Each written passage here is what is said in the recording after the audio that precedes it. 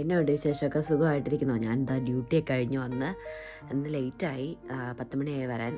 അപ്പം ഇവിടെ വന്ന് ഊണൊക്കെ കഴിഞ്ഞ് ഇച്ചിരി ചേമ്പുണ്ടായിരുന്നു, ചേമ്പൊക്കെ പുഴുങ്ങിയിട്ട് നാളെ ഡ്യൂട്ടിക്ക് കൊണ്ടുപോകാനുള്ളത് എടുത്തു വെച്ചിട്ടിരിക്കുകയാണ്.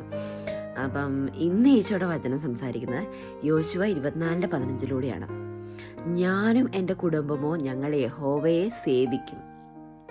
അപ്പം ഈശോയെ സേവിക്കുന്ന, ഈശോയെ ആരാധിക്കുന്ന ഒരു കുടുംബം നമുക്ക് ഉണ്ടാവുക എന്ന് പറഞ്ഞു കഴിഞ്ഞാൽ തന്നെ അത് വലിയൊരു അനുഗ്രഹമാണ്. ഇനി അഥവാ പോട്ടെ, ഇപ്പം നിങ്ങളുടെ വീട്ടിൽ, നമ്മുടെ വീട്ടിൽ, പലപ്പോഴും വീട്ടിലെ ഒരവസ്ഥയാണ്, നമ്മൾ കുറേ പ്രാർത്ഥിക്കുമ്പോൾ അതും ഒരാൾ അതിനെതിരുണ്ടാവും.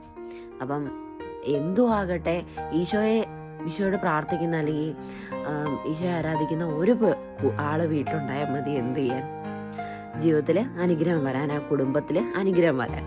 അപ്പം ഈശോയെ ആരാധിക്കാൻ, സേവിക്കാൻ ഒരു സാഹചര്യം, ഒരു കുടുംബം, അത് വലിയൊരു ഭാഗ്യമാണ്. അപ്പോൾ ഈ വചനത്തിലൂടെ എല്ലാവരെയും ഈശോ അനുഗ്രഹിക്കട്ടെ. അപ്പോൾ കൂട്ടുകാരെ, ഇപ്പോൾ പോകുന്നു, പിന്നെ കാണാം. ബായ്.